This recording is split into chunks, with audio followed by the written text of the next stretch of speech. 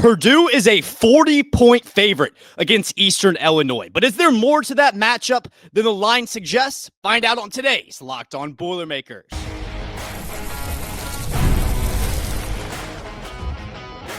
You are Locked On Boilermakers, your daily podcast on the Purdue Boilermakers, part of the Locked On Podcast Network, your team every day. Hello and welcome to another episode of Locked On Boilermakers here on the Locked On Podcast Network. Now, the number one sports podcast network where it's your team every day. I am your host. I am Nick Arvin. Happy Thanksgiving to everyone around there. We're not in our typical spot today because tomorrow is Black Friday. It's going to be a big day in West Lafayette because there are two games. Eastern Illinois and Purdue in the afternoon, and then Purdue, Indiana in the 100th edition of that game that evening. But I'm here today on this Thanksgiving to talk about Eastern Illinois. We're going to preview that game.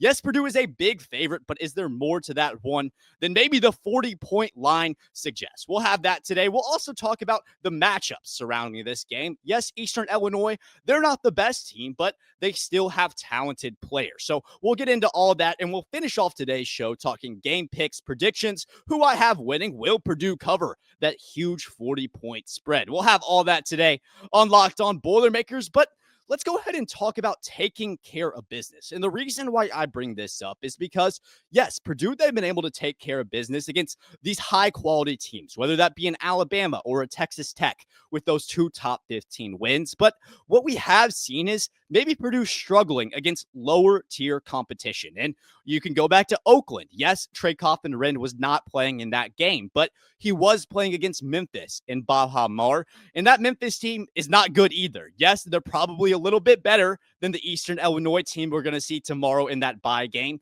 However, the point still remains that Purdue did not play up to where they should have been against that Memphis team. And my thought process is maybe they take that game for granted. Maybe they take these matchups where they aren't playing the highest quality opponents. The Memphis game wasn't a bye game, but this is a bye game. Maybe they take those for granted. I'm not doubting what Purdue can be. I'm not doubting who they are because they're the number one team in the nation. They are undefeated, and that's all that really matters. But what I am trying to say is that in this game against Eastern Illinois, this isn't going to be an opponent that is going to be a quad one or even a quad two win. That's just not this matchup. This matchup is a game that you play on Black Friday. You want to get families out and you want to get yourself a happy win to start off the holidays against a lower tier opponent. And that 40-point line reflects that. And we'll get into some of the matchups, some of the players that Eastern Illinois has on this team. But ultimately, they are struggling, and they are a 2-4 team right now. They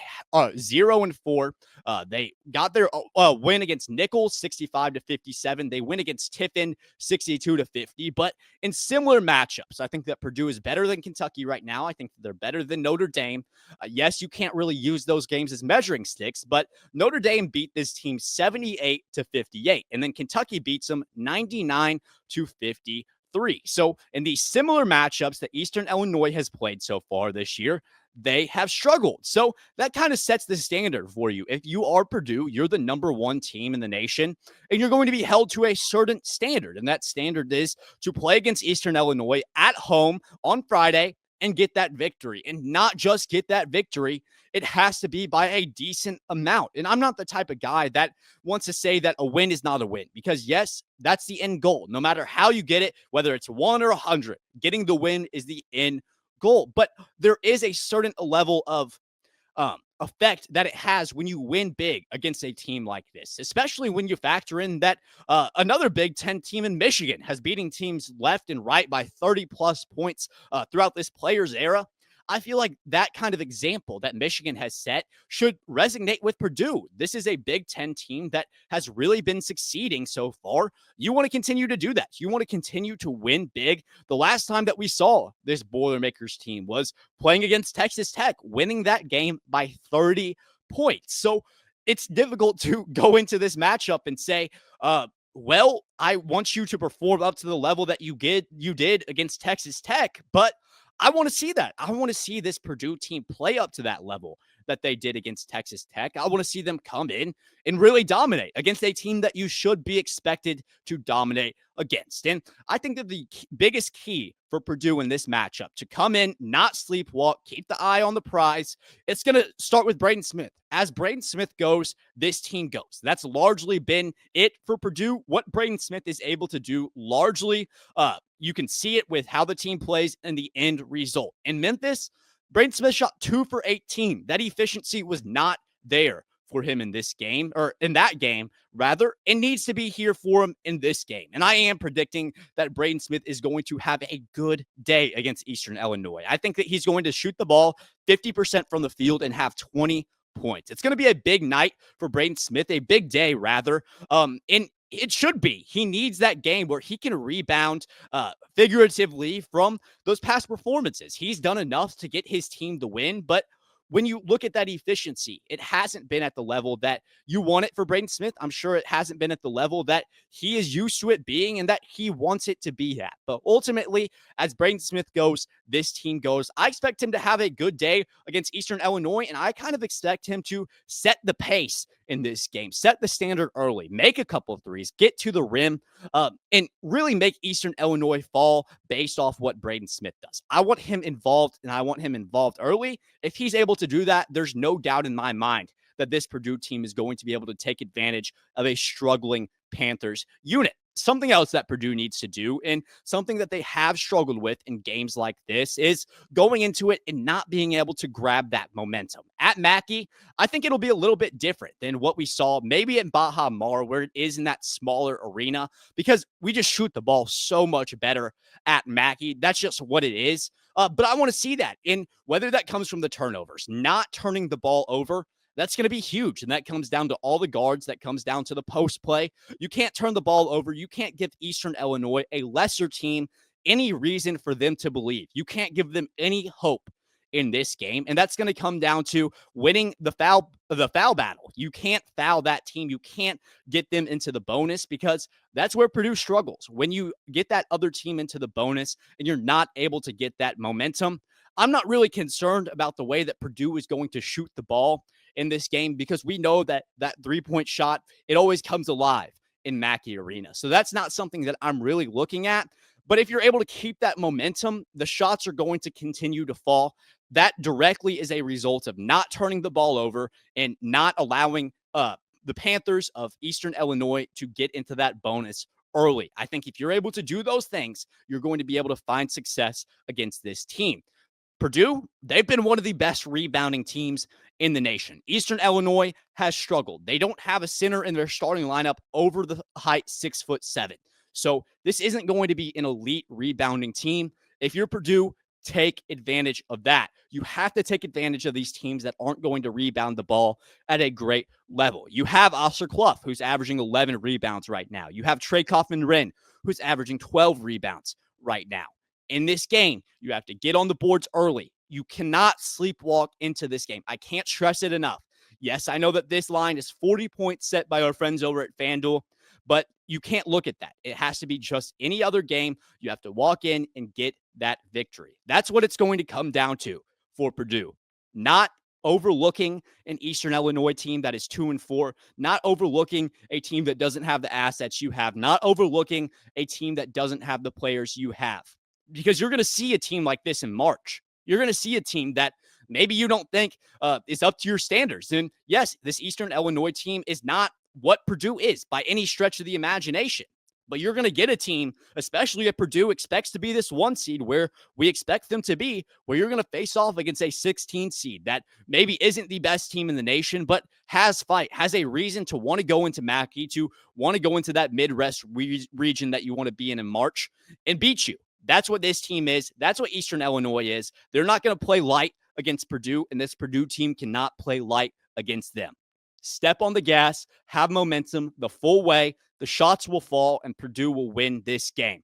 I'm going to give my prediction at the end of the show, so make sure you stick around for that. But ultimately, if Purdue is able to do those things, they'll be able to find success. But Eastern Illinois, the record doesn't reflect them because they do have some talent on this team. I want to talk to that.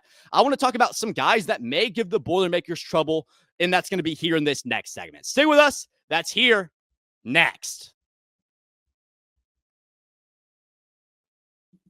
The holidays always feel a little easier when you already know the perfect gift, and Omaha Steaks makes it always too simple. Whether you're treating yourself this season or sending something memorable to family and friends, Omaha Steaks delivers handcraft perfection right to their door. And this week is the best time to jump in. The holidays are here, Thanksgiving, because their cyber sale is here, and the deals are huge. You can absolutely get some of the best quality steaks. It's easy, it's simple. You can gift it to a friend, family. It doesn't really matter, but make sure you get in with Omaha Steaks during this cyber sale. Save big on unforgettable gifts with Omaha Steaks. Visit their website at omahasteaks.com for 50% off site-wide and an extra 20% off select their favorites during their cyber sale. And for an additional $35 off, use promo code COLLEGE at checkout. That's omahasteaks.com, promo code COLLEGE. Terms apply. See the site for details.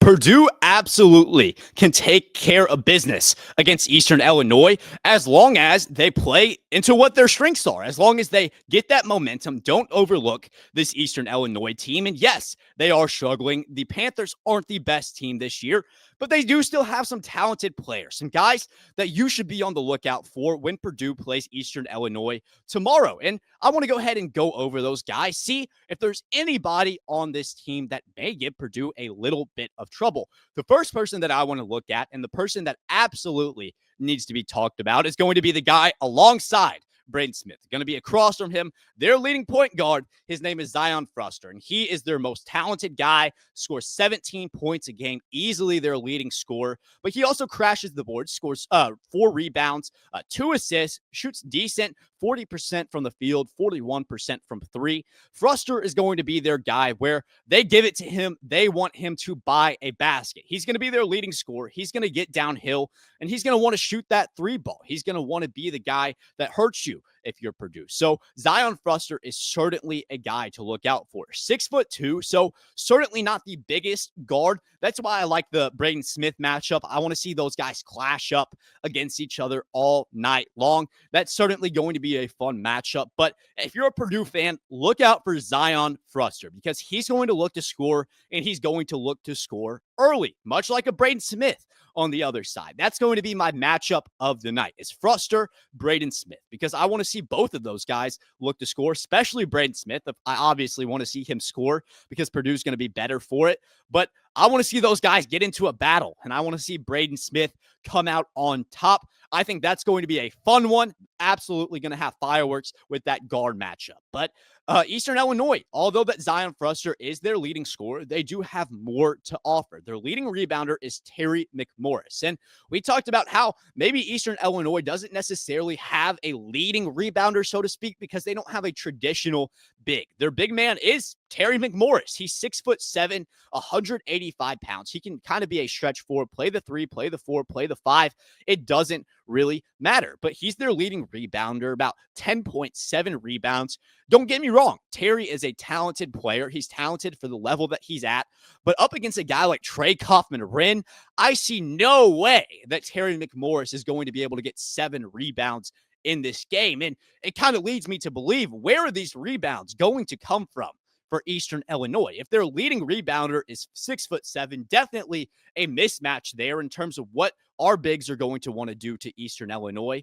It kind of makes you wonder what Eastern Illinois is going to do, how they're going to combat Purdue's rebounding capabilities. Terry McMorris is one to look at. Whether he's able to get his rebounds or not, they're going to have to come from somewhere for Eastern Illinois. And that makes me want to look at where some of their other size is in that front court.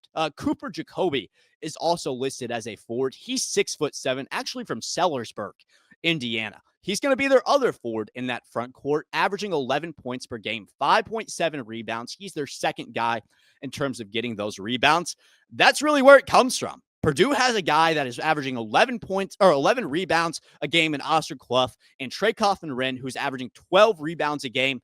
And Eastern Illinois, they have Cooper Jacoby, who's averaging 5.7, and Terry McMorris, who is averaging 7. That kind of shows you what level of a rebounding team Eastern Illinois is compared to where Purdue is. And I'm not trying to say that this team needs to be overlooked, because we had a whole segment about how this team doesn't need to be overlooked, how if Purdue wants to win this game, they can't overlook Eastern Illinois. However, what you can do is scout against this. Scout against a team that maybe doesn't have the size that you're going to have, and use that to your advantage. Use that size. Get those points in the paint, and that's what I want to happen for Purdue. I want to look towards an Oscar Clough, towards a Trey Kaufman-Rin to have a big game inside the paint. Yes, I know I talked about Braden Smith, how I expect him to have a big day shooting the ball, and I absolutely do believe that. I also think that he's going to get quite a few assists, dumping the ball down low to Trey Kaufman-Rin, dumping the ball down low to Oscar Clough, maybe even getting the ball down low to Daniel Jacobson and letting him cook on some of these smaller front courts that Eastern Illinois is going to have to offer you. So that's what Eastern Illinois has in terms of that front court. They're going to have a smaller 6'7" tight front court with Cooper Jacoby and Terry McMorris. Their scoring is going to come from guard Zion Fruster. Their second leading minutes guy, he's going to average about 30 minutes, so definitely going to be a starter for these guys. Preston Turner. Now, Preston, he's 6'6". He's going to be about your shooting guard on your wing. But this guy is talented. He's going to be an interesting matchup for Purdue as he faces off likely against a CJ Cox or a Fletcher Lawyer. In my opinion, I think that Preston Turner is a guy that could certainly hurt you, especially if you're looking towards a Zion Fruster to get those baskets. He's going to be a little bit overlooked because he isn't that leading guy, but that's what makes Preston Turner dangerous. I think the opportunity for Eastern Illinois to have that 45% guy that can shoot the ball very efficiently from the field, that's going to be something that's going to benefit them going throughout this year, even if they don't have that scoring elsewhere. He's overlooked rather, but I think that he could be a guy that maybe Purdue fans need to look out for. Preston Turner is going to be pretty good, may give you an interesting look. The games that I want to look at in terms of his performance, definitely Notre Dame. And I'm not comparing Notre Dame to this team at all, but he did have 12 points against that team. And it kind of shows that he's going to want to play. He played 36 minutes against Notre Dame, and I expect him to play a lot of minutes in this game. And ultimately, that's going to bring me to my final point in terms of these matchups. What Eastern Illinois is going to want to do. Yes, they're going to want to beat you. Yes, they're going to want to play intense. Yes, they may not have the talent, but they're going to play these starters. They're going to play those guys that I just mentioned a lot of this game. They don't have a huge rotation, only about 7 or 8 guys that they're able to play. I'd say probably 7 is more of a comfortable number where they feel better about their situation. So they're going to play a lot of these starters that I named quality minutes, 30-plus minutes in this game is what I expect, what I think that we should expect. So for Purdue, you have that depth. You have more guys. You have 8, 9, 10 guys that can come off the bench and really be successful. Use that to your advantage. Hopefully you're up at a point in this game where you're able to relax some of your seniors. You're able to let a Jacobson, a Cox, a Harris, a Meyer get in this game and really beat these guys. But even when this game isn't out of hand, even in the first half, when you have opportunities to let Braden Smith sit, I want to see this bench unit come up big, and I want to see them take advantage of a team that likely will be fatigued because these guys aren't Big Ten athletes. These guys aren't All-Americans like we have. If you're going to play them 30-plus minutes, you better be able to take advantage of that because these guys are going to be tired. These guys aren't going to be able to play in the second half the way that they did in the first half. Take advantage of that. Purdue, they've done that against Oakland in the second half. Towards the end, they really came out strong. They finished it off, made those shots at the end. I don't want us in that situation, but what I do want is for Purdue to play 2 full halves of basketball. You certainly have the matchups in this one to be able to do it. If they're going to play their guys a long period of time, get them fatigued, get them tired, take advantage of it, and crash those boards. We know how efficient this Purdue offense is against any team in the nation. This Purdue team is going to be efficient. But as long as you get that momentum, as long as you get those second chance opportunities, it's going to work out for Purdue. I expect it to work out for Purdue in this game, and I will give my official prediction in our final segment today. So make sure you stick with us. My prediction is here next.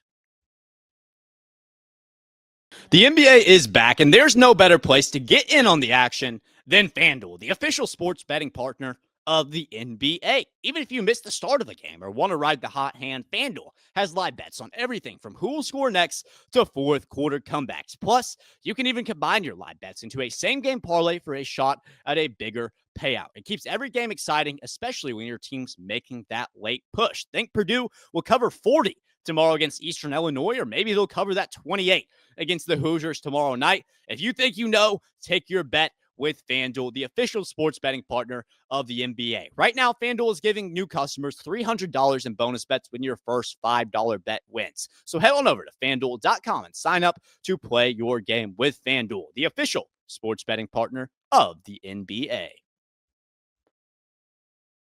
We've talked Purdue in Eastern Illinois all day today on Locked On Boilermakers. That game has Purdue right now as a 40-point favorite with our friends at FanDuel, and I will get to my prediction. But ultimately, my final takeaways for this game. If Purdue is able to go into this game, play the way that they did against Texas Tech, they don't even need to play the way that they did against Texas Tech. But if they're able to play in this game, play within their identity, and really get that momentum early, I think that Purdue will have no troubles in this game. Yes, the 40 points, that's a huge spread, probably going to be the biggest spread that Purdue has all year long. So they're expected to win this game, and I by no means want to say that Purdue is going to struggle, but they have been known at times this year to sleepwalk through games against teams that aren't necessarily up to their level. So I do want to offer that. I do want to say that if Purdue is able to avoid that, if they're able to have the right mentality going into this game, I have no doubt in my mind that Purdue is going to be able to win this game. And I do think that they will be able to do so. Let me go over some of the other games in the Big Ten. I'll give some of my look around, some of my picks on this weekend's Big Ten games, and I'll give my official prediction on Purdue versus Eastern Illinois. So right now, Thanksgiving night, as we're filming this right now, Michigan just beat North Carolina pretty bad, and Jeremy Fears looks really special. I'm really impressed with Michigan State as they stay undefeated. And I think that they're going to be a very talented team. I think they're in that tier right now with Michigan. Purdue, maybe a tier above. We'll have to see about that. But both those teams out of Michigan right now look very, very talented. Izzo looks like he might have another March competitive team. Like I said, I'm very impressed with Jeremy Fears. He's going to be the next great point guard to come out of the Big Ten after Braden Smith moves on. So impressive Michigan State victory tonight against North Carolina. Oregon gets beat for their third loss against Creighton. We'll talk more about Oregon as that game kind of comes a little bit closer for Purdue this year. They struggled. They could still be good this year. Stewart had 18 points for them. Sean, he'll be pretty good for him, but only 5 points on the year. Rutgers, they got a big win over UNLV. We're going to face off against them in just about a week, so that one's going to be fun. I think that's going to be Rutgers' first big test is against Purdue. Washington got a win, and Wisconsin got a win. But going into tomorrow's games, Illinois versus UConn, this is going to be a really, really big game. And honestly, this one is a bit of a pick'em for me. I think the line's at 2.5 in favor of UConn. That one opened up at 1.5. But I just think that Stojakovic and the Illinois Illini, they're so talented. They have that veteran leadership that honestly you wouldn't expect. But with all those Euro guys that have been playing professional basketball for who knows how long, it's kind of easy to see why they have that poise, why they have that composure that they do. They lose an early season game, but I think they get it back right here against UConn. I think that this Illinois team is right around the level where they can cement themselves as that future tier of Big Ten basketball alongside of Michigan, alongside of Michigan State. And it's really shaping up right now for the Big Ten where we might have 4 teams that can be top 2 seeds in the March tournament, which is honestly pretty insane from a preseason perspective, but that's where we are right now. And Illinois has an opportunity to earn that tomorrow against UConn. I do think that they're going to be able to get that game won. I think that they will win that game. I think that Illinois' composure will be on display in that game. Wisconsin and TCU. This one's going to be a fun one in the players era. I'm impressed with Wisconsin. I think that's going to be a tough matchup for us on January 3rd at Wisconsin. Nick Boyd has really showed up, 19 points, and they got John Blackwell as well. Those senior guards for Wisconsin, that backcourt, absolutely electric. It's going to be a tough matchup for Purdue whenever they face off against them here just a couple weeks. January 3rd, the start of the new year. I'm going to have Wisconsin winning this one. I think that Wisconsin picks up a couple big wins before they face off against Purdue. I honestly I hope that this team is ranked because that'll be a quad 1 opportunity that Purdue will have in January on January 3rd against the Honey Badgers. We'll have to see about that one. Ohio State, Pittsburgh. Don't really know how I feel about Ohio State quite yet. They're 5.5-point favorites, but that offense has been very good so far this year. The defense has struggled. Whether they're able to compete in this matchup, we'll see. I'm going to take Ohio State to beat Pittsburgh just because of how dynamic that offense is. I do expect them to have a lot of success. Going on into this weekend on Saturday, Indiana, Bethune-Cookman, Indiana's going to win that one pretty easily. Same with Nebraska and Penn State that play South Carolina Upstate and Sacred Heart, respectively. And that's kind of the weekend in terms of Big Ten opponents. So that brings us to our matchup. The matchup of today, the matchup of tomorrow, the one that we're here to talk about, Purdue versus Illinois. That matchup right now has Purdue as a 40-point favorite. We talked all about it, how Purdue can't afford to sleepwalk into this game. I don't think they're going to. I think this is going to be a Purdue team that takes that momentum from a Texas Tech win, carries it in, and finds a lot of success against this team. I expect them to cover that spread. I expect them to win by 50. I'm going to give a final score of 90-40. Purdue. They're going to win that game. They're going to improve to an undefeated record of 7-0 on the year. Stay the number one team in the nation when that AP poll drops on Monday. Thank you guys for joining me once again today here on this preview episode of Eastern Illinois and Purdue. I hope everyone had a beautiful Thanksgiving. Thank you for spending a little bit of that with me. Have fun Black Friday. Everyone traveling to West Lafayette, everyone in West Lafayette. It's going to be a cold one. Make sure you bundle up. Maybe I'll see you there, but it'll be a fun one. Thank you for joining me once again. Thank you for making Locked On Boilermakers your first listen today. For your second listen, consider checking out Locked On Big Ten with Craig Sheeman. He breaks down the most exciting conference in college sports, from the rivalries to the championship and every game in between. Find Locked On Big Ten on YouTube or wherever you listen to podcasts, part of the Locked On Podcast Network. Thank you guys, and as always, boiler up, hammer